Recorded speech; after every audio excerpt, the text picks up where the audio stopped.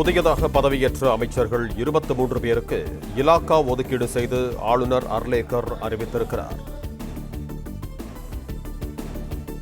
புதிய அமைச்சர்களுக்கு இலாகாக்கள் ஒதுக்கீடு செய்யப்பட்டிருக்கின்றன.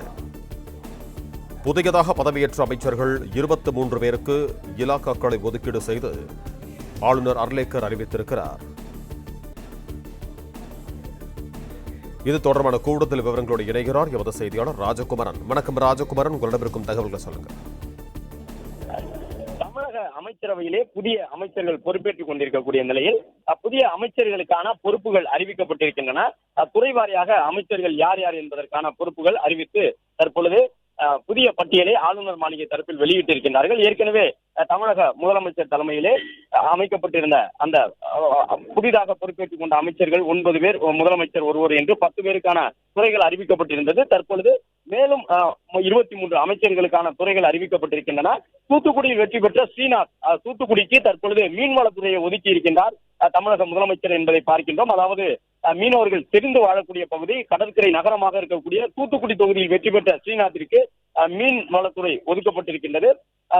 அதே போன்று கால்நடைத்துறையை பொறுத்தவரை கமலி அவினாசி தொகுதியில் வெற்றி பெற்றவர், அவருக்கு கால்நடைத்துறை ஒதுக்கப்பட்டிருக்கின்றது. மேலும் பால்வளத்துறையை பொறுத்தவரை சி விஜயலட்சுமி குமாரபாளையம் சட்டமன்ற தொகுதியில் வெற்றி பெற்றவர், அவருக்கு பால்வளத்துறை ஒதுக்கப்பட்டிருக்கின்றது. வனத்துறை அமைச்சராக ரஞ்சித்குமார் காஞ்சிபுரம் தொகுதியிலே வெற்றி பெற்றவர், வனத்துறை அமைச்சராக்கப்பட்டிருக்கின்றார். கும்பகோணத்தை சார்ந்த வினோத், அவருக்கு வேளாண் மற்றும் உழவர் நலத்துறை ஒதுக்கப்பட்டிருக்கின்றது. வேளாண் துறை அமைச்சராக டெல்டா மாவட்டத்தை சார்ந்த தஞ்சை மாவட்டத்தினுடைய ஒரே ஒரு அமைச்சராக இடம்பெற்றிருக்கக்கூடிய கும்பகோணம் வினோத்திற்கு வேளாண் துறையை ஒதுக்கி இருக்கின்றார் முதலமைச்சர்.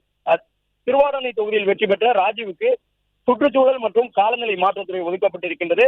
கடலூர் தொகுதியில் வெற்றி பெற்ற ராஜ்குமாருக்கு வீட்டு வசதி வாரியம் உள்ளிட்ட துறைகள் ஒதுக்கப்பட்டிருக்கின்றன. வீட்டு வசதி வாரியத்துறை ராஜ்குமார் கடலூர் தொகுதியிலே வெற்றி பெற்றவர், வீட்டு வசதி வாரியத்துறை அமைச்சராக அவர் இருப்பார். அதே போன்று கூட்டுறவுத்துறையை பொறுத்தவரை அரக்கோணம் தொகுதியிலே வெற்றி பெற்ற காந்திராஜுக்கு ஒதுக்கப்பட்டிருக்கின்றது.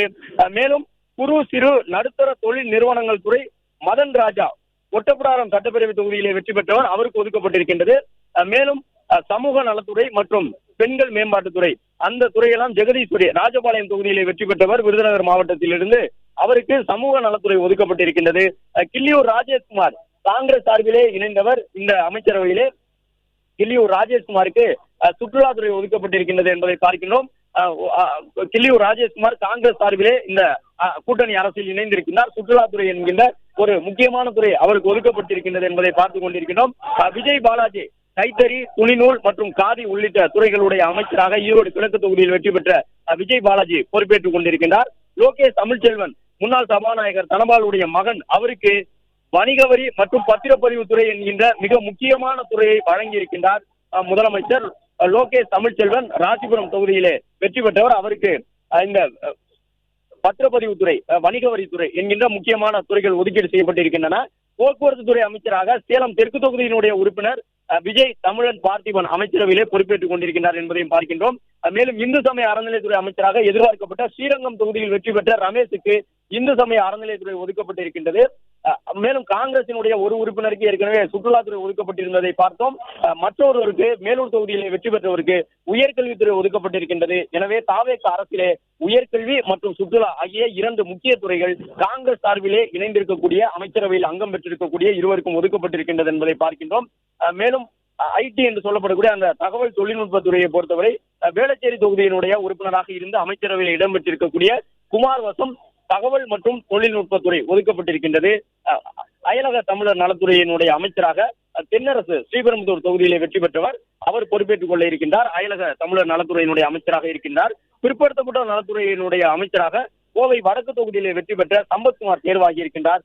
தொழிலாளர் நலன் மற்றும் திறன் மேம்பாட்டுத்துறையினுடைய அமைச்சராக முகமது பர்வேஸ் அறந்தாங்கி சட்டப்பேரவை தொகுதியிலே தேர்வானவர், அமைச்சரவையில் இடம்பெற்றிருக்கக்கூடியவர். முகமது பர்வேஸை பொறுத்தவரை தொழிலாளர் நலத்துறை மற்றும் திறன் மேம்பாட்டுத்துறை என்கின்ற முக்கிய துறைக்கு அமைச்சராக்கப்பட்டிருக்கிறார். மனிதவளத்துறை அமைச்சராக தாம்பரம் சட்டப்பேரவை தொகுதியிலே வெற்றி பெற்றிருக்கக்கூடிய சரத்குமார் தேர்வாகி இருக்கின்றார். பிளே ஸ்டோர் மற்றும் ஆப் ஸ்டோரில் இருந்து பாலிமர் செயலியை QR கோடு மூலம் பதிவிறக்கம் செய்யுங்கள். செய்திகளை உடனுக்குடன் பெறுங்கள்.